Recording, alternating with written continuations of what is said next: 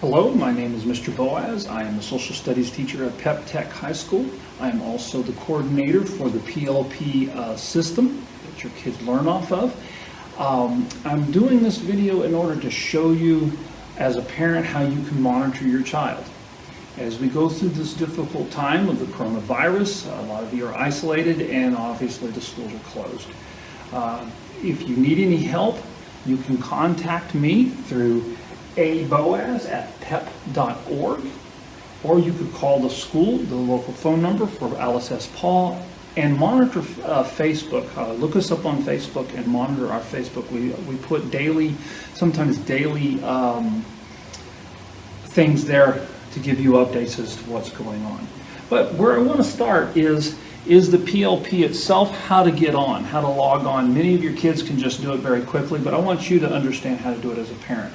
So the first thing you do is make sure that you have Chrome. The other one seemed not to work as well as Chrome does. So make sure that you've loaded Chrome on there.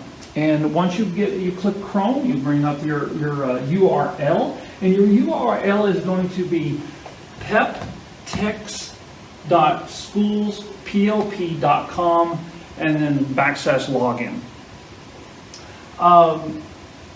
If you have any questions on that, pause this and you could write that down real quick. If not, give us a call. For me, I just can click on this, and this is what it's going to look like. Sometimes teachers have, we've logged on to the wrong one. There's another school that sometimes pops up. Just make sure that it's Pep Tech High School, and then put in your child's password. And you can get that from your child. If not, just give us a call and we can also give that to you. So click on login, and this is what you're going to see. Of course, I set this up as myself because I do teach this to the teachers. And I set this up for a tutorial for whichever. Okay, so now what I have done, what we're going to do is we're going to take a look at how you monitor activity. So one of the things you want to do is, here on the right side, it's latest activity, and you can see that the child, what time the child was in, that they were in today. It shows right there at 2:15 p.m. The child worked about 10 minutes on their assignment, and this will just show you all the way down here all the different times that they've been in the latest. I think it keeps it for about 2 weeks. The next thing that you can do to monitor your child is go up here to the top to daily activity. That'll be this one right here, daily activity. You'll have overview, report card, daily activity, and then message. We'll talk a minute about how to message. But just click on daily activity. And this will show the activity that they have done each day. So here it shows on Monday, today, March the 30th, we show 1:39 p.m. to 2:42 p.m. that this child was on. And then we see nothing else here, so this child hasn't been on for a while. That's one way that you can monitor, and this one I like a lot because it just breaks it down to how many minutes they were actually on. So we're going to go back. The second way that I suggest monitoring is through student assessment. Student assessment is done this way. You go to their class, each one has a class there. You click on the class name, and then it comes up as this.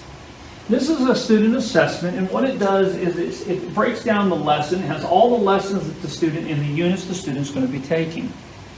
There on that side. And then here it has their grades. And then here it has the last activity. Now, once again, this student really hasn't been in since today. So you won't really see anything. The new date's going to pop up here, today's date. Then over on the side, it shows how many minutes. In the past, the student worked about 2.8 minutes on a subject. Here, they worked about 300 minutes on a subject. And so these numbers will vary, and you might find more than one number on there. Okay? The next thing I want to look at is, I think you're going to need to know as a teacher, is how to message, or a parent, is how to message. Up here at the right hand corner, we have our messages. Okay, in our messages, what you do is you click on that if you want to send us a message, and it sends it through the PLP, and we monitor this on a daily basis. And it'll click up. We can send a message back to you. If you do it after 3 o'clock, we're usually not here. Before 8 o'clock, and after 3 o'clock, we're not going to be here during that time. That's when we go home. But if you do it during that time, we can usually send the message back to you and answer it pretty quickly. If not, that's okay. We'll get it the next day because it does hold on to it. Also, keep in mind when we send a student a message, it locks them out of their computer or out of the PLP until they answer the message. That way we know that they've actually had an opportunity to read it. So don't panic when I can't get on. Just look at the messages down at the bottom left-hand corner of their screen. They can click on that, and then they'll read through the messages, click on that they've answered it. They can even answer it to us, or they can click on a thing that they don't want to actually send a written answer. They just want to just click they did read it. Okay. Then the next thing that I want to look at is actual class. I want to take a moment and look at this. So you click on Working on Course. Then it's going to bring you to this. And it has last visited and up next. Well, of course, we want to go to the last place that we visited. So we're going to click on that. The last place the student was at was Lesson 2, Unit 1. That'll be here, Lesson 2, 13 Original Colonies, Unit 1, beginning to reconstruction. This is just how almost every class is going to be set up, some variation of this. You're going to have a lesson, the title, you're going to have vocabulary words. The student needs to write these down in their notes. They're supposed to be taking notes. The student needs to write these down in their notes. And there's little videos for them to watch. They read through this. They take their notes. And as they're reading through it, studying it, because there's a quiz at the end here. And I'm going through this very quickly because I want to get to the quiz. They'll take the quiz. Once they finish taking the quiz, then they'll submit it down at the bottom right-hand corner. It'll submit, then it'll give them a grade. If it's a failing grade, anything under 70%, they're going to have to retake it over. It gives one retake. So they can go back and study over the questions, then go back and retake it and figure out what they've missed. It is open notes, so they are open lesson also, so they can use their notes and the lesson in order to take this quiz.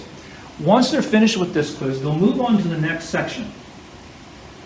Up here at the top right-hand corner, there's a little arrow. They will click on that arrow, and it will take them to the next lesson. The next lesson is set up the same way. It has your vocabulary words. Write those down in your Cornell notes. We have Cornell notes on Google Docs. We also have handwritten Cornell notes, whichever one at this point the student wants to use. If you need some, please come to school. We'll give you some. We'll give you a small stack of it if you want to handwrite. Or the student should know how to write, then draw them out into a form that's usable in a Cornell form. All right, so the second part, you just have them work on the next lesson, and they just keep going on and on. Okay, we usually have unit tests. We've hidden the unit tests so the students don't have to take them until this crisis is over. So the way that's going to work is we're going to allow them to not have to take them, and all they need to do is take their final. That'll keep them from having to come in, because they have to come in to take these tests. All they need to do is take the final. You will need to come in. Please schedule a time in order to take that test. We will be here from 8 to 3. If you have some sort of an emergency or some sort of issue where you cannot take that test during that period, I'm sure we can work something out where a student can come in, give yourself about 45 minutes to an hour and a half, depending on the student, to take the test, the final. Once you've passed that final, then we can give a course completion. So everything needs to be 70% above. All activities and lessons need to be finished 70% above, and then the final at this time. If you have any questions, please contact me once again at my email address, or please just call the school and they'll forward it to me, or somebody out front will be able to answer your question. Contact us during this period of time. If you have any questions, please contact us. That's what we're here for. We will be here from 8 o'clock to 3 o'clock Monday through Friday. Thank you very much for your time.